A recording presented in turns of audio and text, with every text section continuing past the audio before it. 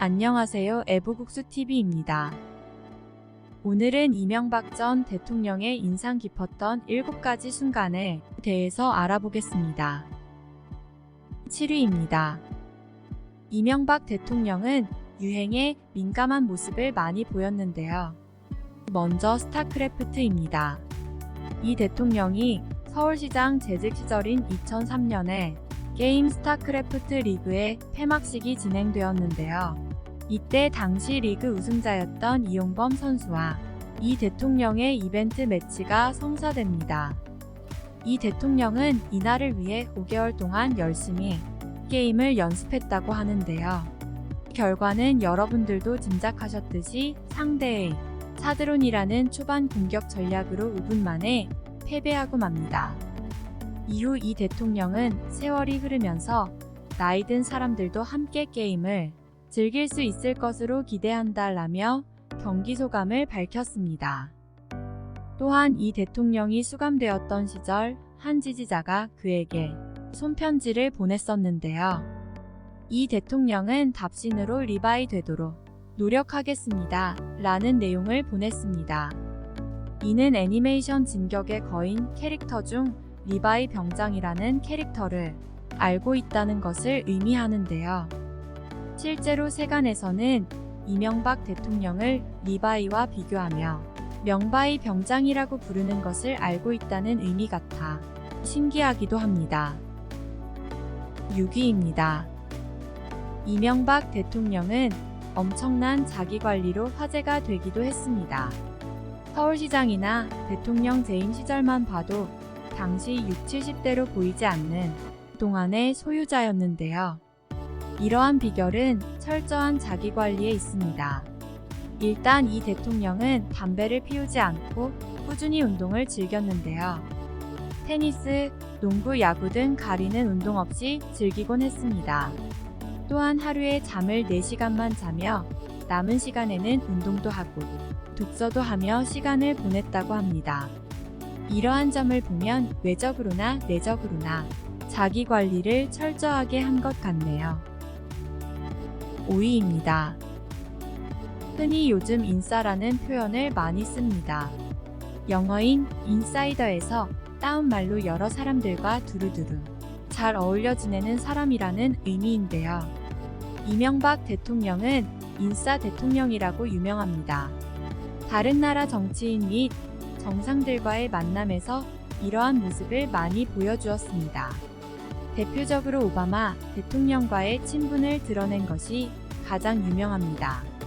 이러한 모습이 결코 보여주기 식이 아닌 것이 오바마 대통령이 인터뷰에서 가장 친하다고 생각하는 외국 정상 5명을 말했는데요. 이에 이명박 대통령도 포함되면서 깊은 친분을 유지한다고 볼 수 있습니다. 이러한 모습은 꼭 해외에서만 국한되는 것은 아닌데요. 대표적으로 기녀나 선수를 웃게도 만드는 모습도 있습니다. 또한 의외의 주변 인물이 있는데요. 해당 내용은 바로 MBC의 예능 프로그램인 무한도전에 등장합니다.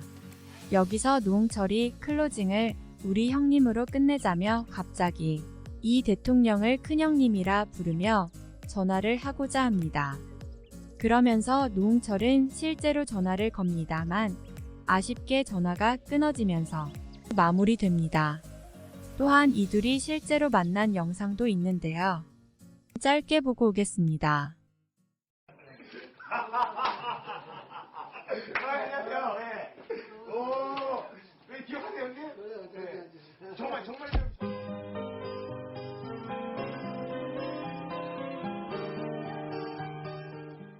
지금 이제 제가 원래 그때는 정말 좀 실수한 거고요. 예. 실수했는데 웃다가 인정하긴 했잖아. 갔는데 뭐 이렇게 받아주신다는 형님이라고. 결정된. 예, 형님이란 게 뭐 제가 정말 존경한 마음이나 그거는 뭐 누구 묻지 않고요. 예. 하여튼 너무 나는 세상에 더 좋은 동생을 얻었어요. 뭐 부끄러운 동생이 되지 않도록 열심히 노력할게요, 형님. 예. 정말 인싸 2명이 만나 물 흐르듯이 대화하는 모습이 신기하네요. 다음은 이 대통령의 어머니입니다. 이후에도 나오겠지만 이 대통령은 어린 시절 매우 가난했었습니다.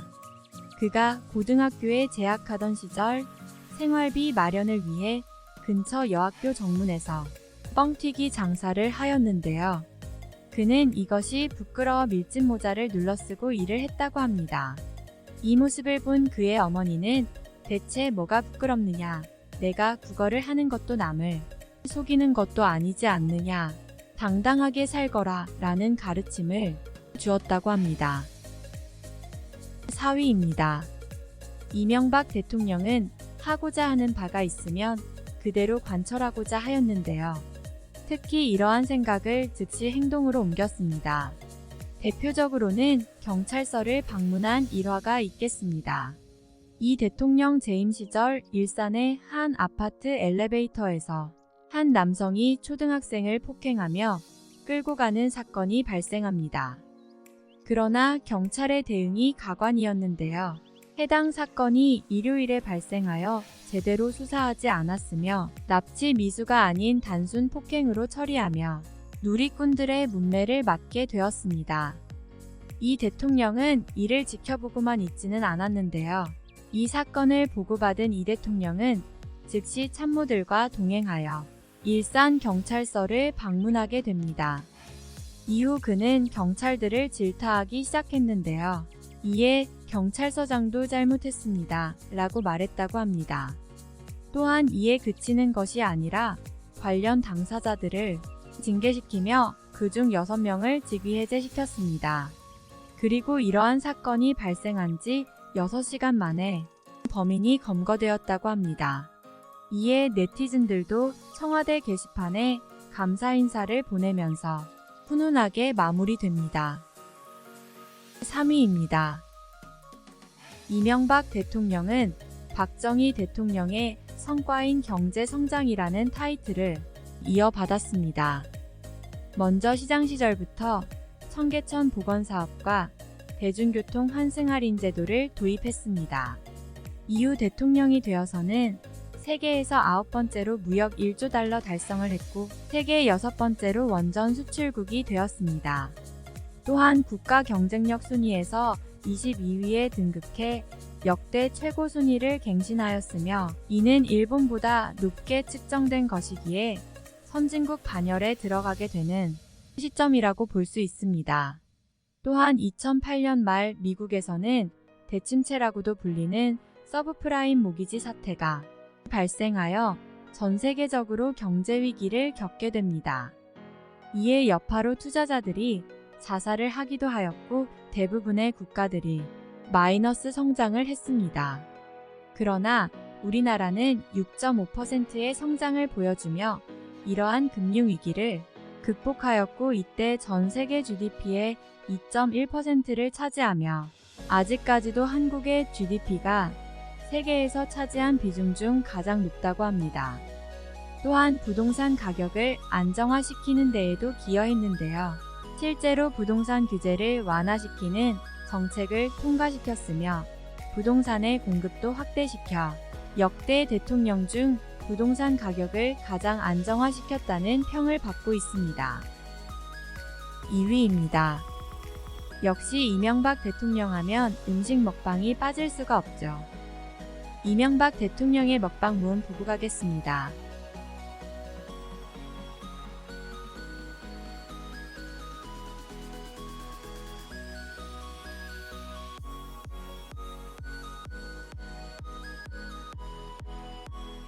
대망의 1위입니다. 많이 기다리셨습니다. 이명박 대통령의 자수성가 일화이자 신화라는 단어로 압축이 가능한 이야기 시작하겠습니다. 그는 일제강점기 시절 일본 내 조선인 마을에서 태어났는데요.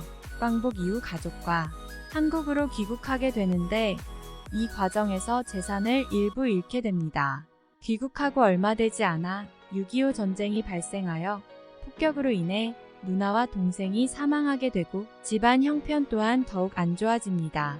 이로 인해 공부를 잘했던 그였지만 고등학교에 진학할 수 있는 환경이 되지 않아 집안에서 진학을 하지 말라고 했으나 장학금을 받는 조건으로 상업고등학교에 진학하게 됩니다.